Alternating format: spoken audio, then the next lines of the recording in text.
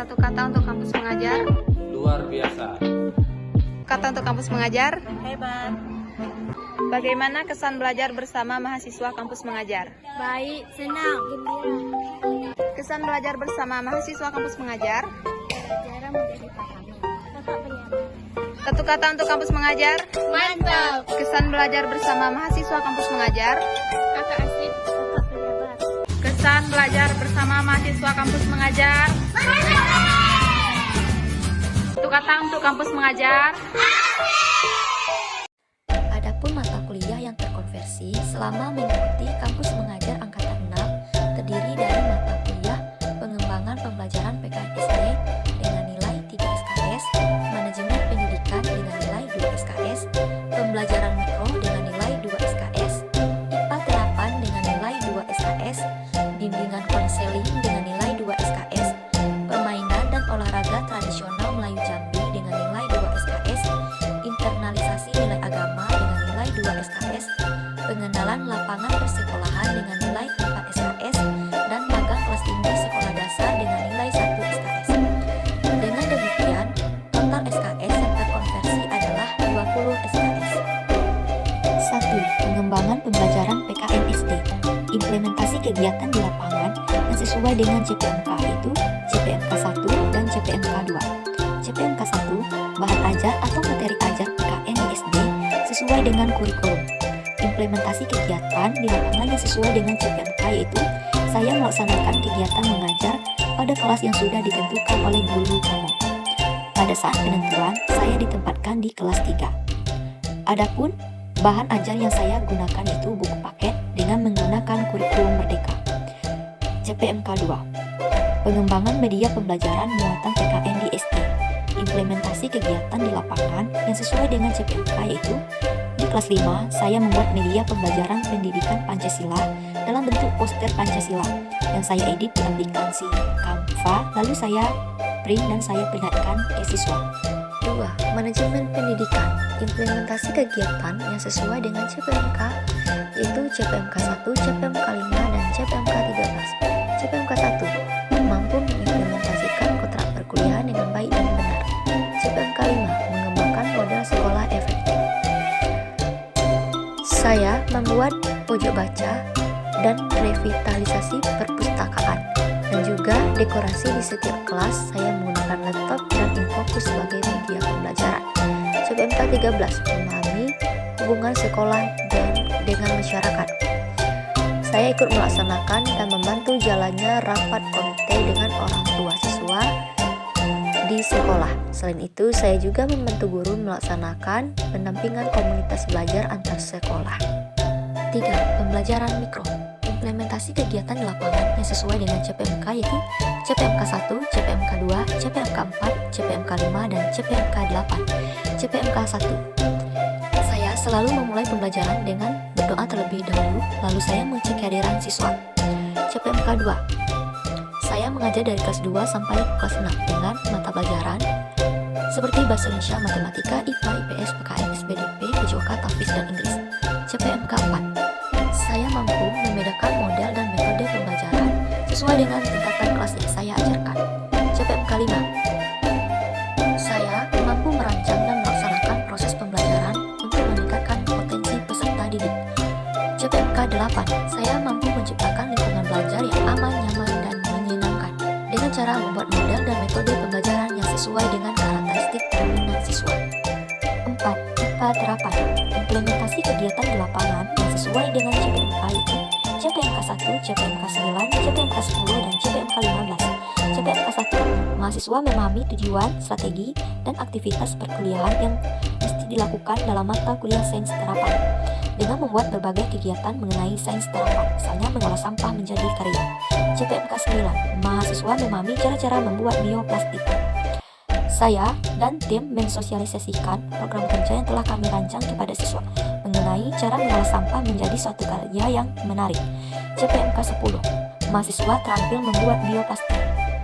Kegiatan ini dilakukan oleh mahasiswa dan siswa kelas 4, 5, dan 6 untuk menciptakan sebuah karya yang lebih kreatif serta dapat mengurangi jumlah sampah. Kegiatan ini dilaksanakan dengan tujuan untuk meningkatkan kreativitas diri siswa.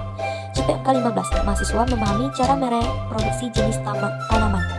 Pembelajaran yang saya lakukan dalam materi IPA ada beberapa materi, yaitu saya mengajak siswa kelas 6 melakukan analisis bagian-bagian bunga yang ada di sekitar sekolah dan juga melakukan perkawinan tanaman lidah mertua yang dilakukan secara generatif melalui biji dan vegetatif dengan pemotongan anakan atau tunas. 5. Bimbingan konseling. Implementasi kegiatan di lapangan yang sesuai dengan CPMK yaitu CPMK 10, CPMK 11, dan CPMK 12. CPMK 10, mahasiswa memiliki pemahaman mengenal kebutuhan, tantangan, dan masalah peserta didik. Pada masa awal, saya mewawancarai kepala sekolah, guru pamong, dan seluruh guru mengenai latar belakang yang dimiliki oleh siswa. Kemudian, saya melakukan pendekatan dengan siswa supaya saya mengetahui kebutuhan, tantangan, dan masalah siswa. Dan saya juga menerapkan layanan konseling kepada peserta didik yang mempunyai masalah baik permasalahan pribadi, sosial, belajar, maupun kesulitan lainnya. CPMK 11, mahasiswa mengidentifikasi karakteristik peserta didik berdasarkan temuan di lapangan. Selama masa penugasan, saya mampu mengidentifikasi karakteristik siswa yang memang bermasalah dalam lingkungan keluarga, pertemanan, sosial, dan lain-lain. Selain itu, saya dapat mengetahui anak yang harus mendapat bimbingan pada saat saya masuk ke dalam kelas, dan di situ saya melakukan analisis dan juga pendekatan kepada anak. CPMK 12, mahasiswa memiliki pemahaman mengenal dinamika anak dan remaja sebagai generasi digital. Saya mampu memahami permasalahan yang dialami oleh siswa yang memasuki masa remaja, terutama kelas 5 dan 6, sebagai generasi digital dengan cara mengajak mereka belajar dengan menggunakan teknologi seperti handphone untuk mencari pengetahuan dan hal-hal yang bermanfaat. Permainan dan olahraga tradisional Melayu Jambi. Implementasi kegiatan di lapangan sesuai dengan CPMK yaitu CPMK 2, CPMK 6, CPMK 9, CPMK 11, dan CPMK 12. CPMK 2, siswa memahami pengertian olahraga tradisional, dan CPMK 6, siswa memahami manfaat olahraga permainan tradisional dan sasaran olahraga tradisional. Implementasi kegiatan lapangan yang sesuai yaitu sebelum memulai pembelajaran, saya menjelaskan kepada siswa apa itu olahraga tradisional. Kemudian saya menjelaskan manfaat yang akan mereka peroleh, misalnya pada permainan lompat tali akan melatih otot kaki dan juga fokus siswa. CPMK 9, siswa mampu memahami permainan dan olahraga. Di sana terlihat siswa kompas saat bertanding dan juga mereka tidak mengalami cedera sama sekali.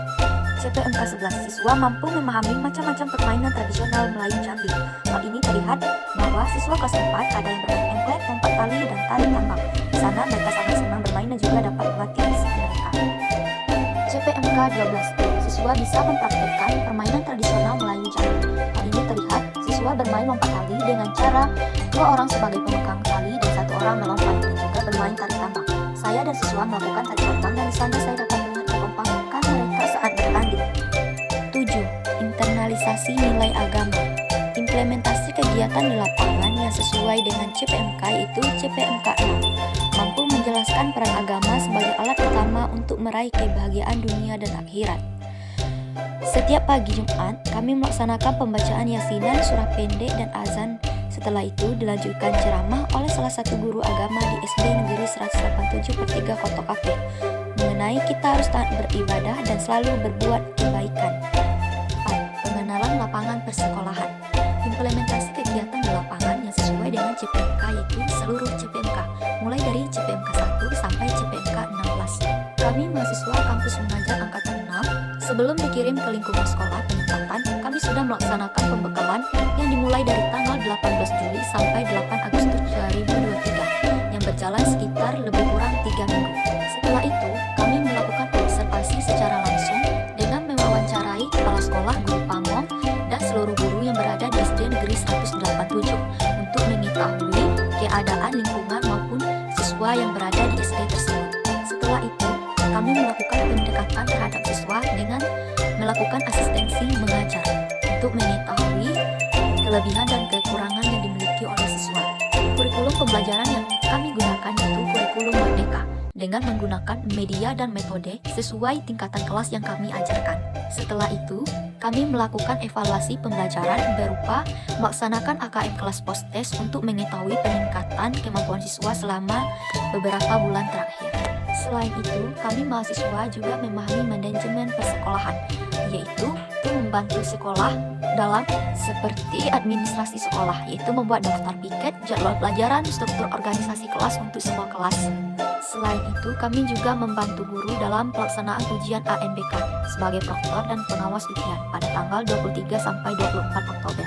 Kami sebagai mahasiswa juga melakukan kegiatan ekstrakurikuler, yaitu kesenian, olahraga, English Club, dan les membaca yang dilaksanakan 1 kali pertemuan seminggu, yaitu pada hari Sabtu setelah pulang sekolah.